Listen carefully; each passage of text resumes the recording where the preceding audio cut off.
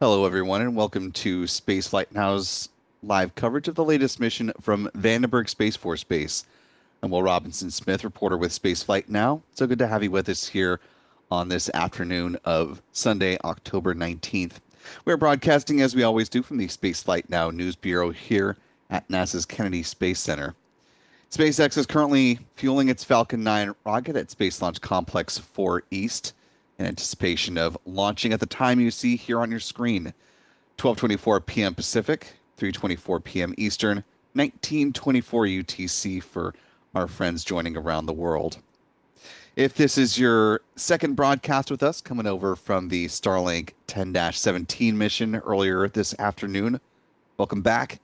If this is your first launch broadcast with us today, welcome in. 28 Starlink V2 Mini optimized satellites are once again on board this Falcon 9 rocket, preparing to take flight in less than half an hour.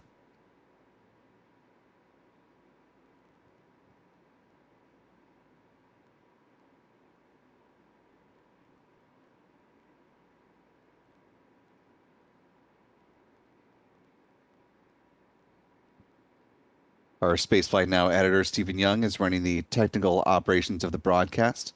I do want to thank our photographers for their hard work with the Starlink 10-17 mission earlier today. Taking a look at some of the latest weather conditions out at Vandenberg, courtesy of the latest weather loop from the GOES West satellite from NOAA.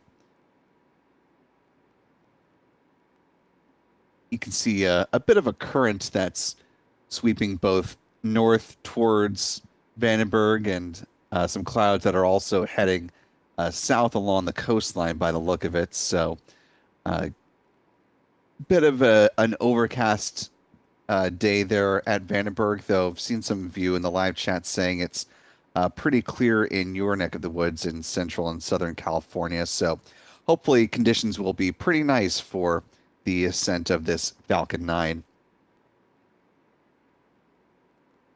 This is set to be SpaceX's 132nd Falcon 9 launch of the year and their 549th overall Falcon 9 rocket launch.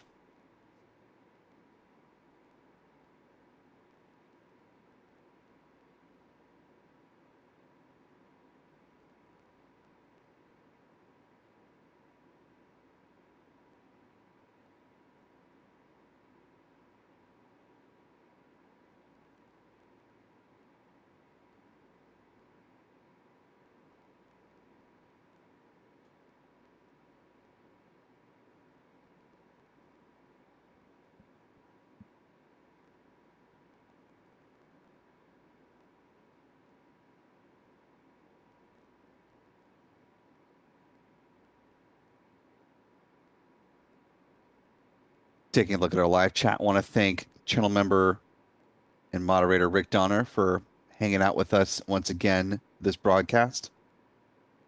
If you see any of the other mods cruise on in throughout the course of our coverage, be sure to give them a big old Spaceflight Now hello. You can help make the mods' job that much easier just by following the rules of the chat. We ask that you post your message in English so that our mods can respond as appropriate. Also, that you refrain from using all caps or delving into overt politics or religion.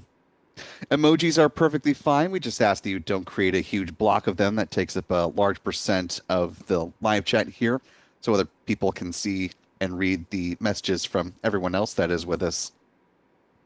And last but certainly not least, we ask that you treat each other with the kindness and respect that you yourself would like to be treated with. We'll get along swimmingly. This and every other live launch opportunity is made possible in no small part thanks to our wonderful channel member community here on YouTube. So thanks to folks like Mark Pachotnik, The Rocket Girl, Jackie, Passarelli, Space Coast Rocket Launches, JJ Jones, and many, many others. Channel membership comes with a number of perks, including discounts at our online shop, which is shop.spaceflightnow.com. Access to member-only videos here on YouTube, access to our members-only Discord server, and of course the ability to watch all of our live launch liftoff moments from here in Florida in 4K.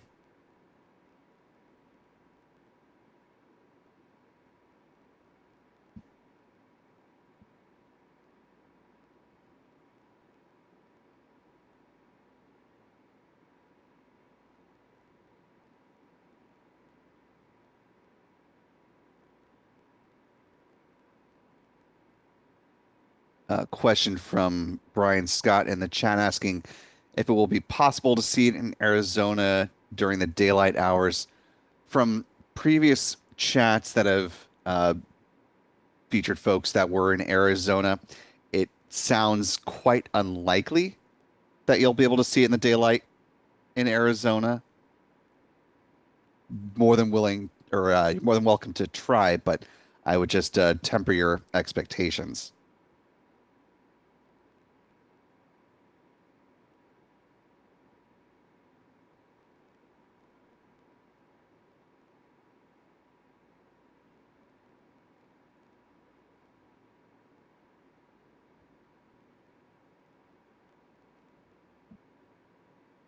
23 minutes and some change remaining on the clock. Let's go ahead and talk about the milestones that SpaceX has already passed through on its way towards launching its Falcon 9 rocket there at Vandenberg. At roughly T minus 38 minutes is when the SpaceX launch director made the call that they were good to start prop load, which began at T minus 35 minutes with the loading of RP1, which is a rocket grade kerosene on board the rocket's first and second stages. At the same time, liquid oxygen began flowing on board the rocket's booster. T minus 30 minutes is when SpaceX began loading a cryogenic helium onto the pressure vessels for the Falcon 9's first stage and did the same on the second stage a few minutes afterwards. That helium is important because it's used to pressurize the main propellant tanks during flight. T minus 23 minutes, just almost a minute ago now, is when second stage RP1 loading wrapped up. Coming up next at T minus 20 minutes and 50 seconds is the strong back chill down process. And SpaceX will thermally condition the feed lines there at the pad prior to loading liquid oxygen on board the rocket's upper stage. How do we eyes on the Falcon 9 at this point in the count? As we did earlier today, we would be seeing the so-called big vent, which lasts about 4 minutes in duration, setting the stage for upper stage locks to start flowing at the T minus 16 minute mark. Rolling right along at T minus 7 minutes is when the engine chill begins. SpaceX flowing a small amount of liquid oxygen through the plumbing and turbo pumps, and that helps to protect the engines from the risk of thermal shock and damage during startup. 6 minutes before flight, the first stage kerosene tank is full. Then at T minus 4.5 minutes, we'll see the strong back retract sequence get underway. The clamp arms just beneath the payload fairings will open up, and then the transporter erector, otherwise referred to as the strong back, will recline a few degrees, or about 13 degrees away from the rocket here at Vandenberg. And unlike the strong backs here in Florida, the one in California, once it does its 13-degree recline, stays in that position up to and through liftoff. 3 minutes before ascent, the first stage liquid oxygen tank is full. Same is true on the second stage, about a minute afterwards. At that point, the Falcon 9 rocket is fully loaded with 1 million pounds of propellant. In the final 60 seconds, as we hear the call that the Falcon 9 is entered into its automated startup sequence, control of the countdown is handed over from the ground sequencer to the Falcon 9's onboard flight computers, and the propellant tanks are brought up to flight pressure. SpaceX launch director will then give their go for launch call T minus 45 seconds. The engine ignition command is issued at T minus 3 seconds. And if all 9 Merlin engines are healthy and ignite as expected, the command will be given for the hold down clamps to release the Falcon 9 rocket for a T0 liftoff. Once again, coming up at 12:24 p.m. Pacific, 3:24 p.m. Eastern, 19:24 UTC. Just a little bit shy of 20 minutes from now.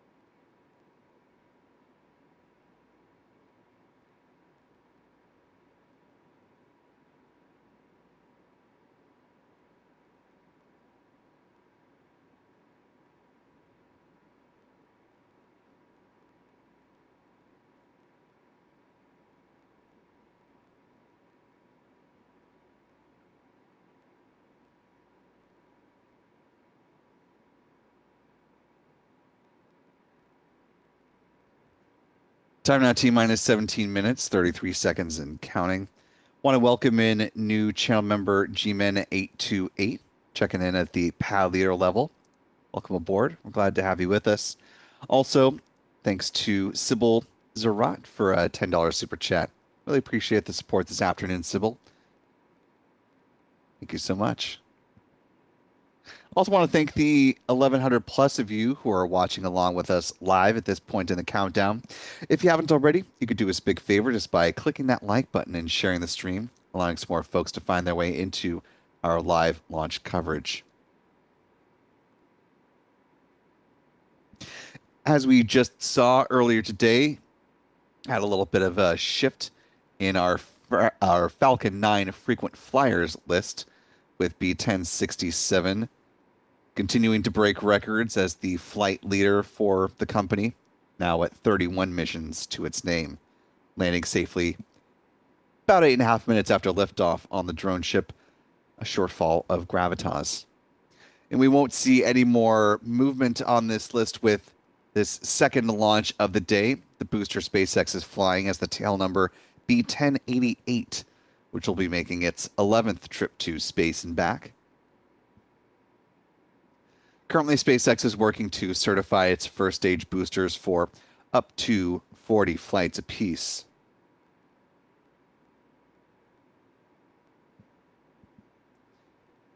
With the launch earlier today, here's where SpaceX currently stands on its launches this year compared to years past, closing in very tightly on the total number of launches it was able to accomplish across all of 2024.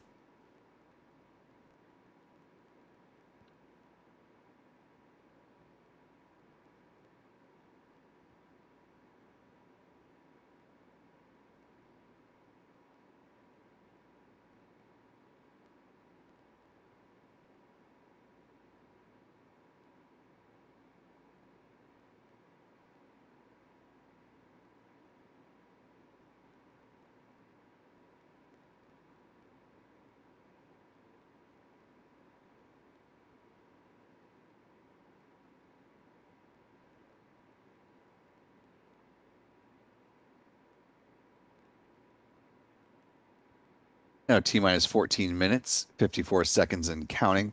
Talking about the payload that is on board this particular Falcon 9 rocket. We're talking 28 more Starlink V2 mini optimized satellites heading into low Earth orbit.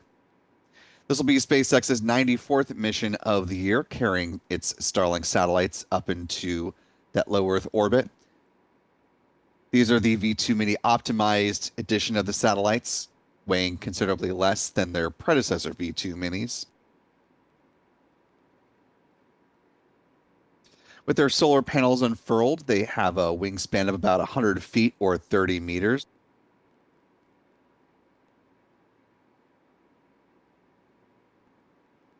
They use argon Hall effect thrusters for in-orbit maneuvering. Built up in Redmond, Washington, which is near Seattle, these satellites will be deployed at about 183 miles or 295 kilometers in altitude at a roughly 53-degree inclination. Thanks to the Starship Flight 11 broadcast from SpaceX, we've got this handy size comparison, which starts with a suited astronaut beside version 1.5 Starlink satellite with the single solar panel, which would then raise perpendicular to the satellite body in that sort of shark fin orientation. As you'll see as this animation expands, the V2 Mini is next. And coming up in the future, the version 3 edition of the Starlink satellites that will be launched using SpaceX's operational version of its Starship rocket. Also set to be version 3, which will begin flying next year. According to SpaceX's Bill Gerstenmaier, the Vice President of Build and Flight Reliability, formerly of NASA fame, the first launch of a V3 Starship will be a suborbital mission, and depending on how well that performs, then Flight 13, which would be the second launch of a V3 Starship, super heavy integrated rocket, that could very well be the first time we see SpaceX attempt to embark on an orbital mission for its Starship class rocket.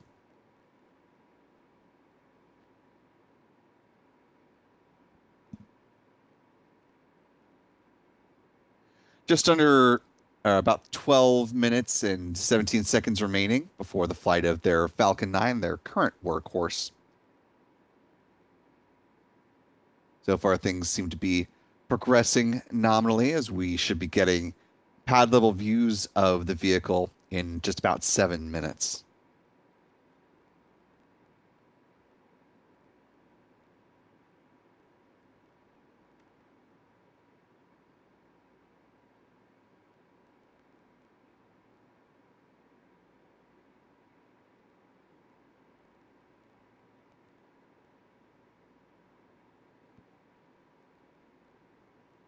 Roughly 11 and a half minutes remaining on the clock. Let's go ahead and talk about the flight history for the booster that is supporting this mission, B-1088 in the SpaceX fleet.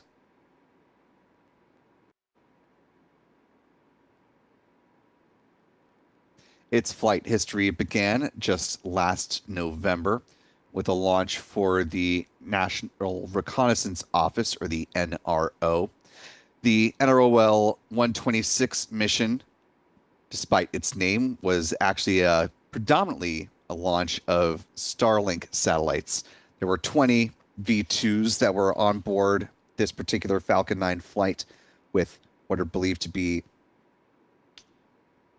memory serves, just a couple of Starshield satellites that were logged after the launch, had deployed them into low Earth orbit. That was followed up by a rideshare mission, Transporter 12, flying 131 satellites into a sun synchronous orbit on January 14th of this year. Followed up by a dual mission for NASA. You had Sphere X and the 4 satellites of the Punch mission flying on March 12th. It was because this booster landed back at landing zone 4 that SpaceX was able to flip this booster around in just 9 days and fly the NROL 57 mission on March 21st. It was off to Starlink land after that. Starlink 11-13 on April 4th, 15-4 on May 13th, 15-8 on June 8th, 15-7 on June 28th, 17-5 on August 18th, and most recently 17-12 on September 19th. 30 days later, here we are again with B-1088, getting ready to fly its latest batch of Starlink satellites, supporting the launch of Starlink 11-19.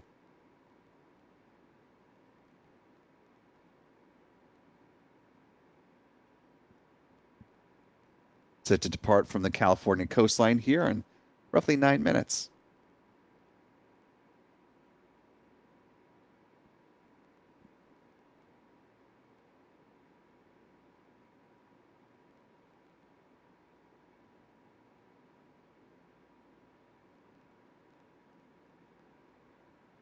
Before we get pad level views of the Falcon 9 rocket, let's go ahead and talk a little bit more about where this Falcon 9 is going to fly upon its departure, talking some trajectory.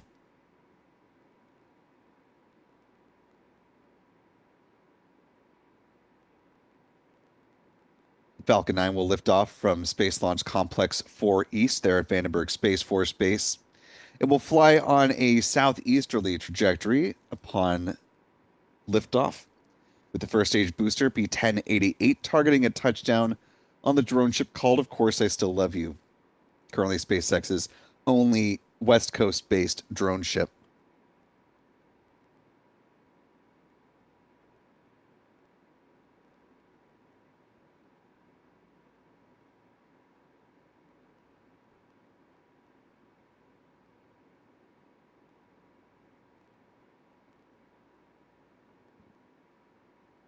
As I mentioned earlier in the broadcast, SpaceX is working to certify its first stage boosters for up to 40 flights apiece. Same is true with the payload fairings, which will splash down on the waters of the Atlantic Ocean, or excuse me, the Pacific Ocean this time. Double launch days. This will be the second pair of fairings to splash down in oceanic waters. I'll say it like that. Upon their atmospheric reentry, they will make their final splashdown under the support of steerable parachutes. With this mission, they'll be brought aboard a SpaceX recovery vessel and then brought through the port of Long Beach before heading off to Vandenberg, where they will be refurbished and turned around for future flights. Just about 7 minutes remaining on the clock. SpaceX about to start the chill down of the 9 Merlin engines at the base of its Falcon 9 rocket.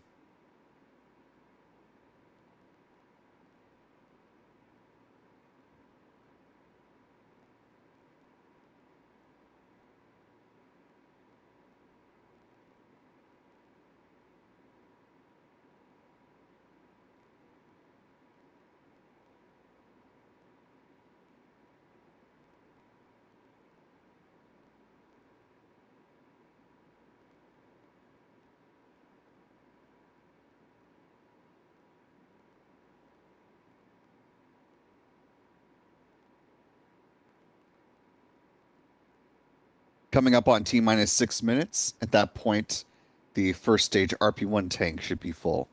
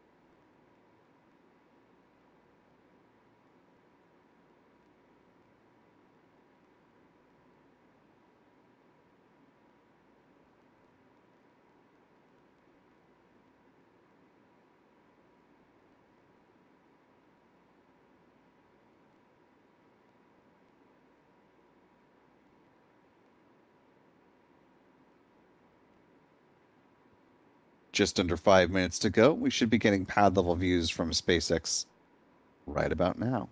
Falcon 9 tanks are pressing for a strong back retract. And you can see a somewhat cloudy sky over Vandenberg, but looks like fairly thin clouds, so shouldn't be a showstopper for today's launch coming up here in less than 5 minutes.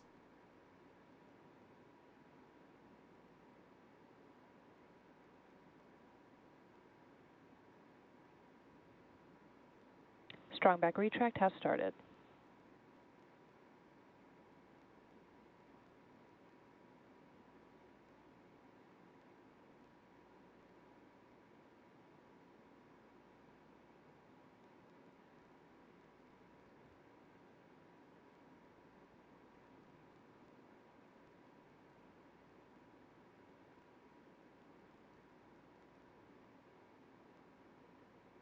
As you can see, the clamp arms just beneath the payload fairings have opened up and the strong back is reclining away from the Falcon 9 rocket.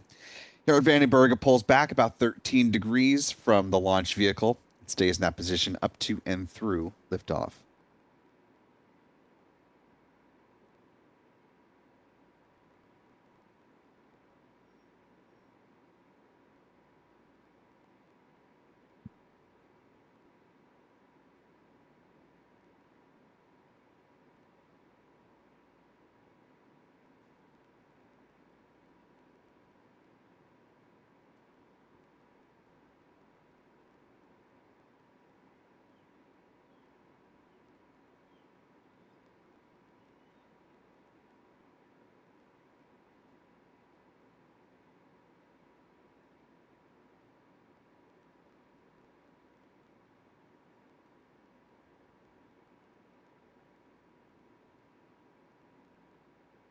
Stage 1 LOX load is complete. And with that good call, we're awaiting a similar one on the second stage LOX tank. That should be coming at about T minus 2 minutes.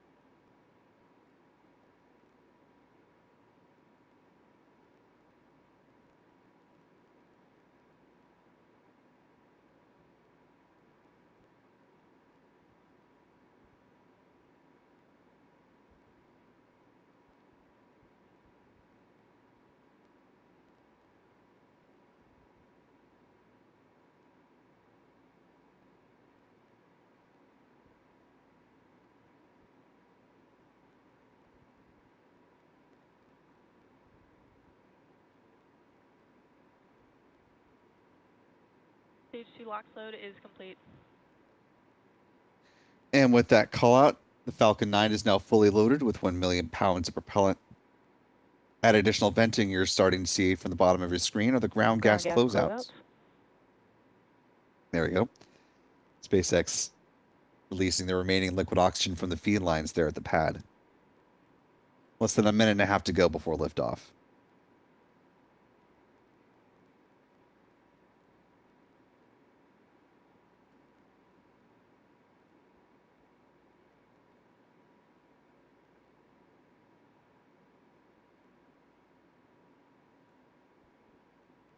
Falcon 9 is in startup.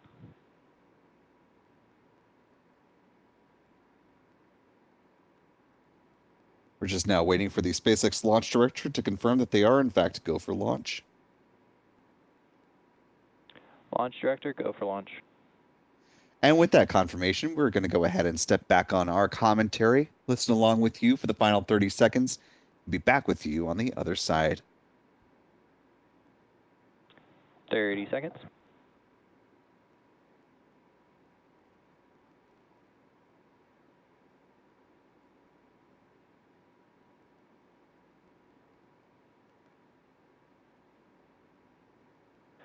Fifteen seconds.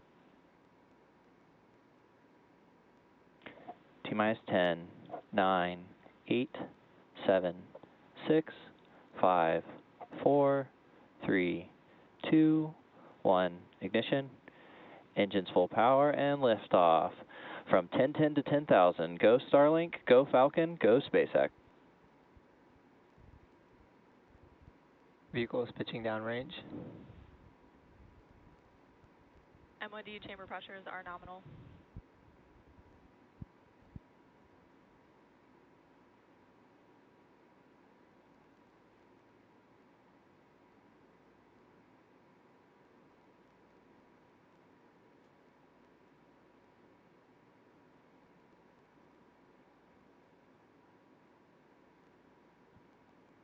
And with some nice tracking shots for those of you who may have missed or been confused by the comments from the SpaceX mission control from 1010 to 10,000, reference to the fact that with this mission, SpaceX has now begun the launch of its 10,000th Starlink satellite to date, beginning back in 2019 with the launch of its 1010 demonstration satellites.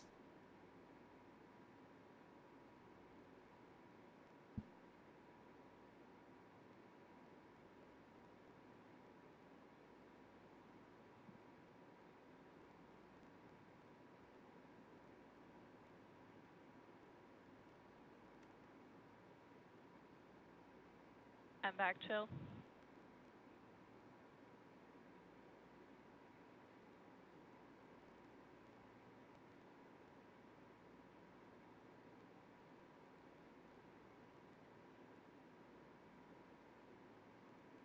SpaceX thermally conditioning the Merlin vacuum engine on the rocket's upper stage.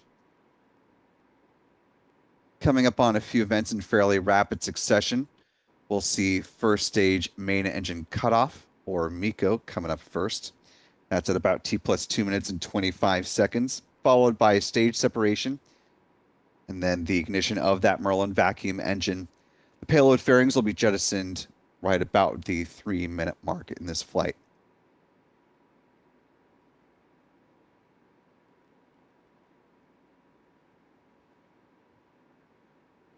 MECO. Stage separation confirmed.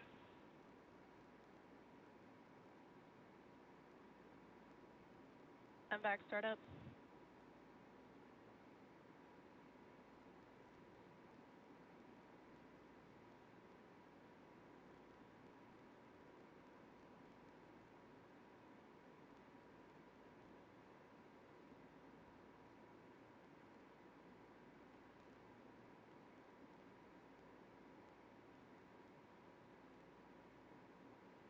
Fairing separation confirmed.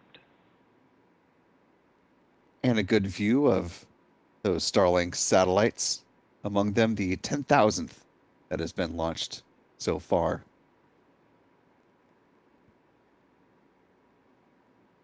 As of now, though, there are currently more than 8,600 Starlink satellites that are still on orbit, according to stats maintained by friend of the channel, astronomer and expert orbital tracker Jonathan McDowell.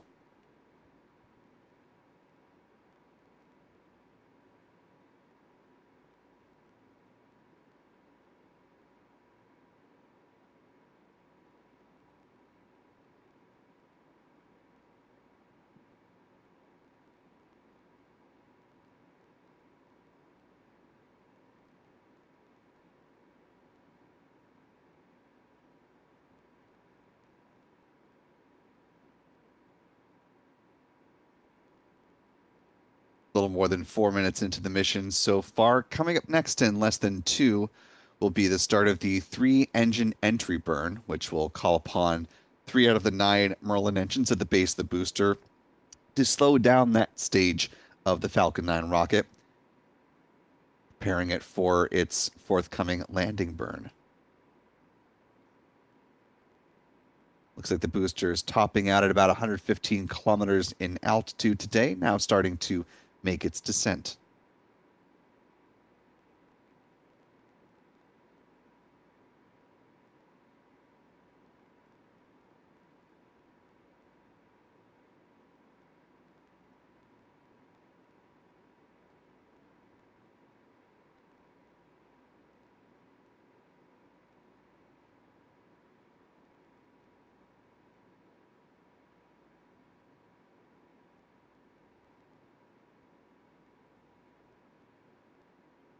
Nice view up there through the inner stage at the top of the booster on the left-hand side of your screen.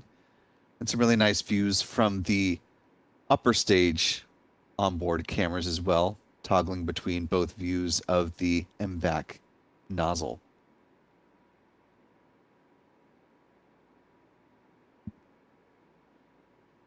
Less than 30 seconds before the start of that entry burn.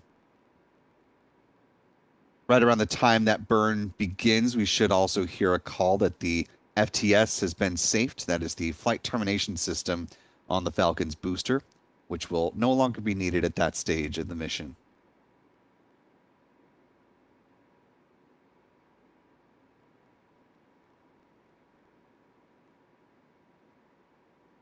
Stage 1 FTS has safed.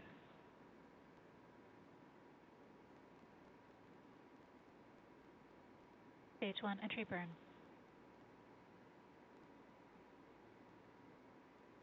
And you can see by the telemetry data on the bottom left-hand corner of your screen, SpaceX hitting the brakes with this entry burn, which should be wrapping up here shortly.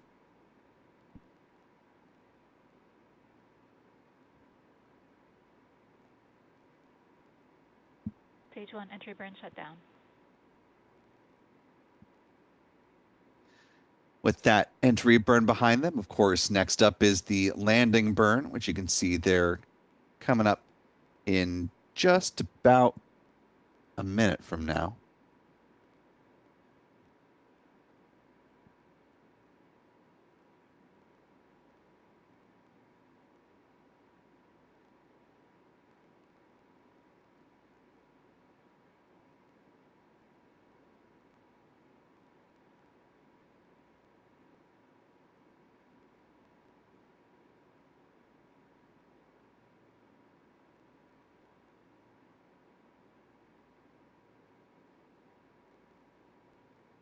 Stage 2 FTS has safed. Stage 1 transonic.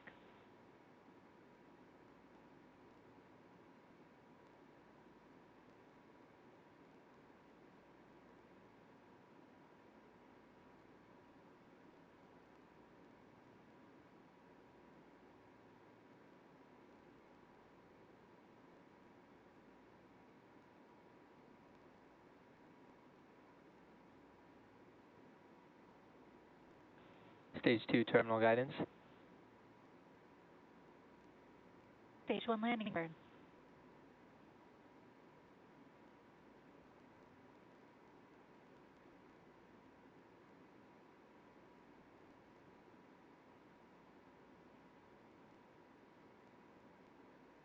Landing leg deploy.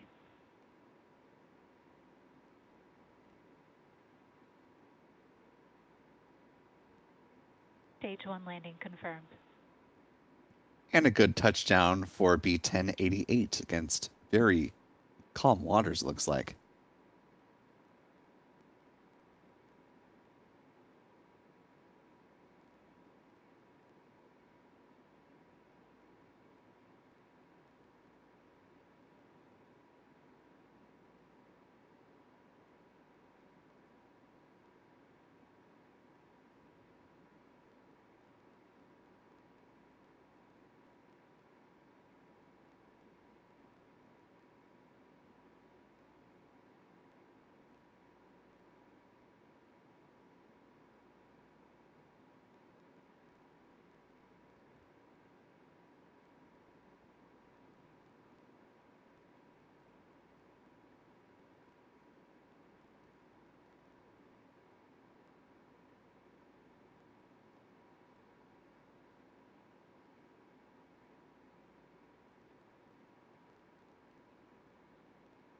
And while we didn't hear confirmation of MVAC shutdown or nominal orbit insertion, assuming that both events did happen as anticipated, the upper stage is now in a coast phase until about T plus 52 minutes and 57 seconds. There will be a brief 1-second burn of the upper stage engine to circularize its orbit, and then the Starlink satellites will be deployed at about T plus 59 minutes and 48 seconds. Before we go ahead and jump to our mission stats,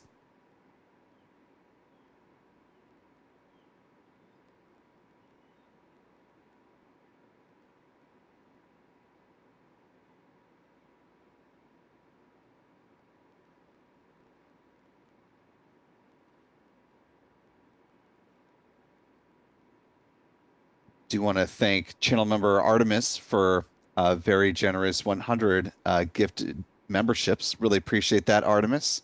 Thank you so much for the generosity at that level. And to our newest 100 gifted members, welcome aboard. We're glad to have you with us. If you haven't already, be sure to thank Artemis in the live chat. And we hope you decide to stick around with channel membership beyond the month you were just gifted. And just as a reminder, channel membership gifting is entirely random, separate from the person who does the gifting, and from us, they can't steer it to any particular individual, and we have no control over to whom it goes. So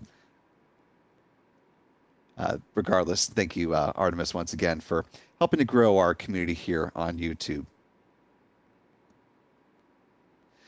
With that, turning to our mission stats as we begin to wrap things up here on our second launch broadcast of the day. This was the 11th flight of Falcon 9 booster B-1088, the 549th Falcon 9 launch to date, the 132nd Falcon 9 launch of 2025, the 167th orbital launch within the last 365 days, the 156th orbital launch from Space Launch Complex 4 East, and the 224th overall orbital launch from this pad. Here's a look at where the bar chart now currently stands.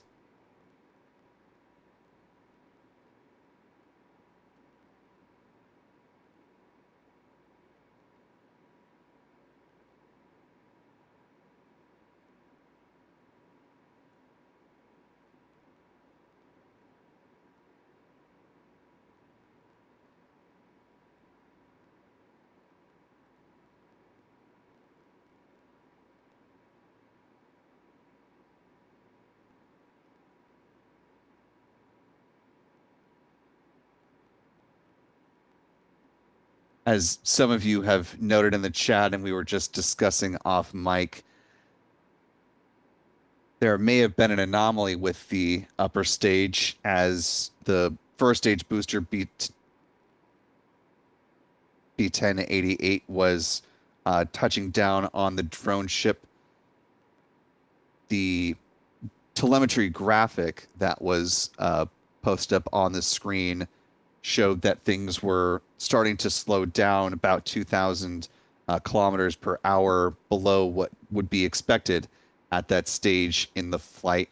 Now, this is not a definitive proof of an anomaly with this mission. That is just the graphical representation of it on the screen. So we'll have to monitor for further updates, and we'll of course keep you posted on our social channels as well as on our website spaceflightnow.com if in fact there was an anomaly with the upper stage, which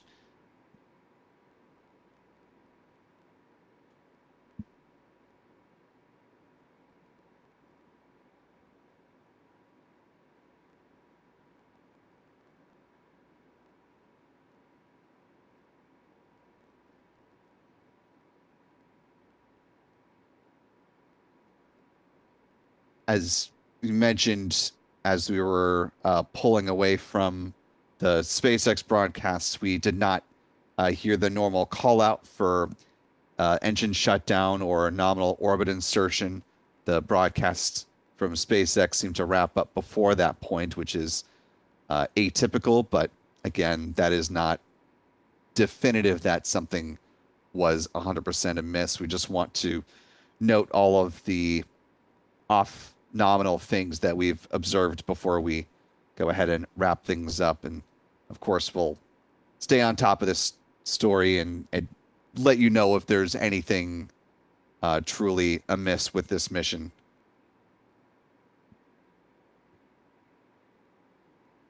Again, it could just be a broadcast thing, or it could actually be a potential anomaly. We just, at this singular moment in time, can't say with 100% surety of the outcome of the Starlink 11-19 mission.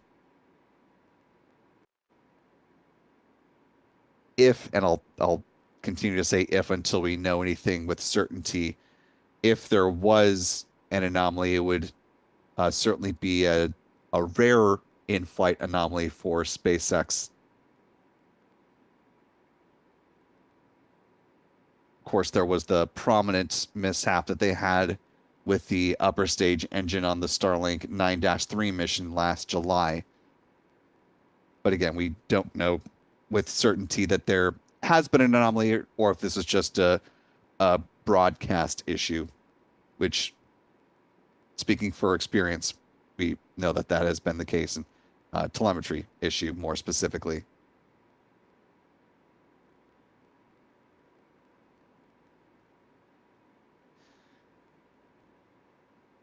Just wrapping things up with our stats here before we let you all go, though. This was the 158th landing on the drone ship. Of course, I still love you.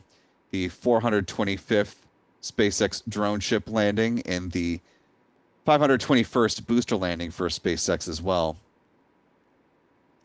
Close now with some industry stats. This was the 51st orbital launch from California. The 139th from U.S. soil, the 151st from a U.S. rocket company, the 239th orbital launch around the world. Again, putting aside what we don't know about this mission, there have been 5 confirmed orbital launch mishaps so far this year. Here's where the pie chart currently stands. Just a quick addendum to our last broadcast. There was a launch from China aboard a Kinetica 1 rocket. So there have actually been 62 launches from China so far this year. So this pie chart is more accurate than the one from the previous broadcast, just for full transparency there. And that'll go ahead and do it for our broadcast today. Of course, as we've been mentioning, we will continue to keep tabs on how things progress with the Starlink 11-19 mission. And if there's anything additional to report on the status of the second stage and the Starlink satellites on board, we will, of course, keep you apprised as best we know it. Be sure to follow us on our social channels. You can find us most places at simply Spaceflight Now. We're on Threads, Facebook, Blue Sky, and X. Our thanks to moderators in the chat, to Aussie Space Girl, to Astro Joe, and Rick Donner. Appreciate all of you for your help today in the chat. Thanks to our Spaceflight Now editor, Stephen Young, for running the technical operations of the broadcast, keeping an eye on some of the particulars with what may have been either an anomaly or just something odd with the telemetry data coming down. We shall see. Mostly, though, want to thank you for wherever you've been watching from. Certainly appreciate your time and attention, and we look forward to welcoming you back in when next we have a live mission to cover. As things currently stand, you can head over to our website right now or anytime, spaceflightnow.com. Just click on the Launch Schedule tab, and there you can see the orbital launches that are coming up. For SpaceX specifically, they, as of now, have 2 launches that are scheduled at the moment to fly on October 22nd, which is this coming Wednesday. Also, teams over at JAXA are keeping close tabs on the weather since they're looking towards the launch of an H3 rocket with the very first HTV-X, the newest cargo vehicle that will be heading up to the International Space Station once the weather permits.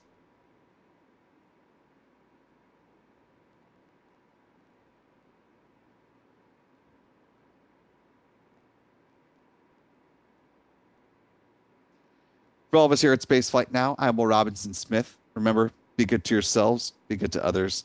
We will see you next time, folks. And until then, bye-bye.